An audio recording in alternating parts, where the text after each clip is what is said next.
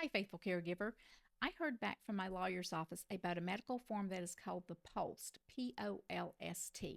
I had a specific question about this form, which I will share. So let's break down some facts about this form. So if you are ever approached by a doctor or medical personnel, you and your dementia loved one will know the purpose of this document. The Polst is the national model form for this particular medical document, and it stands for Practitioner's Orders for Life Sustaining Treatment. Now, different states might call it by a different name. Like here in the state of North Carolina, it is called the MOST right here, and we have like it's on pink paper in our state. And MOST stands for Medical Orders for Scope of Treatment. There is a little bit of difference in some of the verbiage between the national Polst form and like the medical orders that we have here in the state of North Carolina. So that is important to know. Not a big difference, but something for you to be aware of. The purpose of the MOST is simply so that when your dementia loved one gets to the end of their life, you will already know because they have shared with you and with the doctor what end of life medical treatments that they do want. For example, do they want the full scope of treatment? Do they want CPR when the EMS comes through the door if they are home? Or do they want to have intubation? Do they want that done? Or do they want to use limited interventions? For example, they do not want to be put on a ventilator and they would still like to be transferred to a hospital if necessary. Or do they just want comfort measures? Do they just want to stay at home and be kept as comfortable as possible?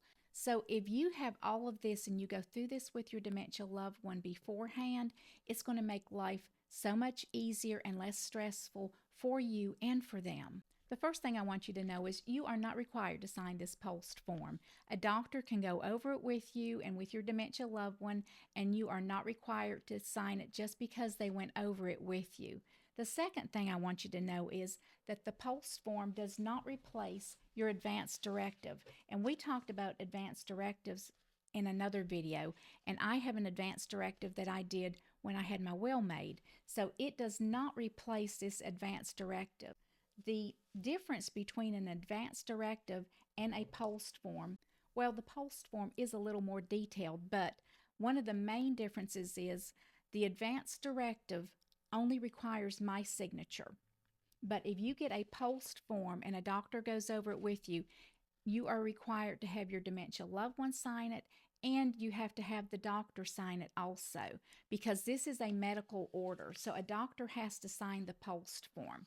Now, the MOST form or the Polst form, whatever it's called in your state, is a portable medical order. And that simply means this: if your loved one signs this paper, and I will throw this in there, if you're dealing with a dementia loved one, I would do it earlier in the disease, as early as possible, because we do not know how dementia is going to progress with your individual loved one.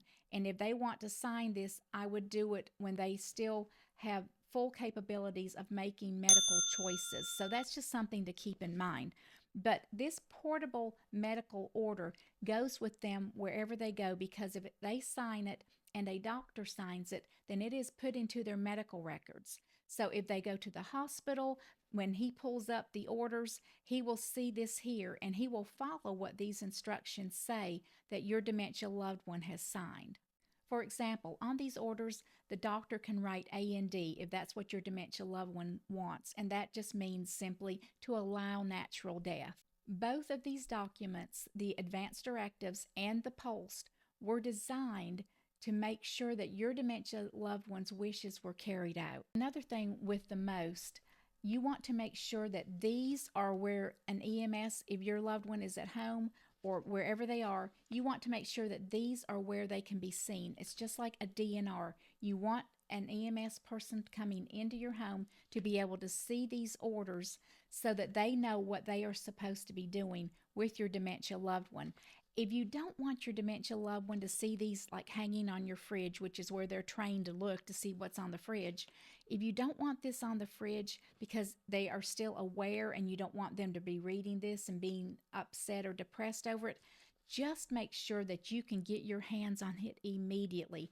Do not hide it away in a bunch of papers. Make sure that you know exactly where this sheet of paper is to show any medical personnel if your dementia loved one signs that. Okay, the third thing is this.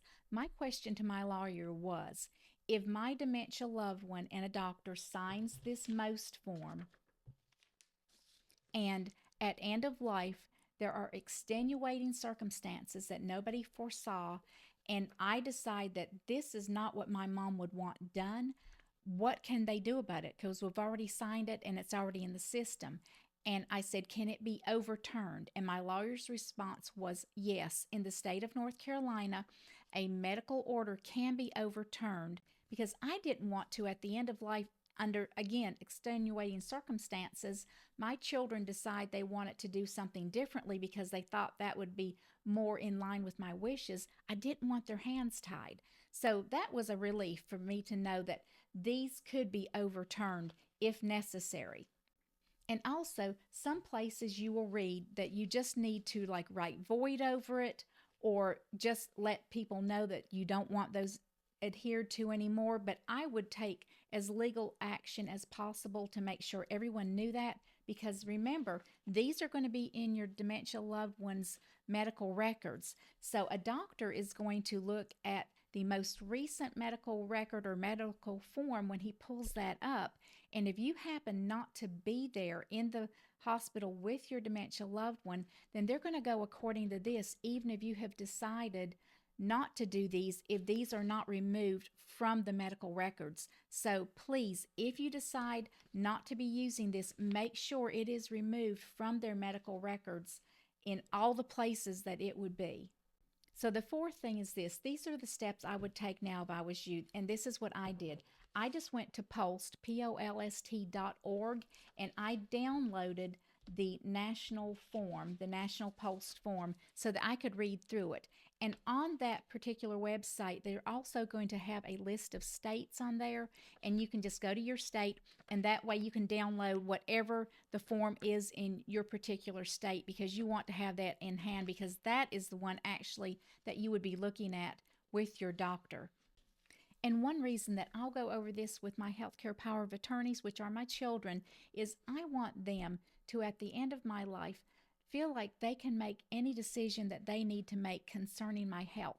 I don't want them to feel guilt about anything that they decide needs to be done with mom when I'm in a medical position that I have no choice over. They need to be able to have the freedom to do what they feel is the best thing to do for me. And the goal is, as you navigate these waters, you just want to carry out to the best of your ability the wishes of your dementia loved one. Thank you, as always, for taking care of your dementia loved one. God bless you, and stay true.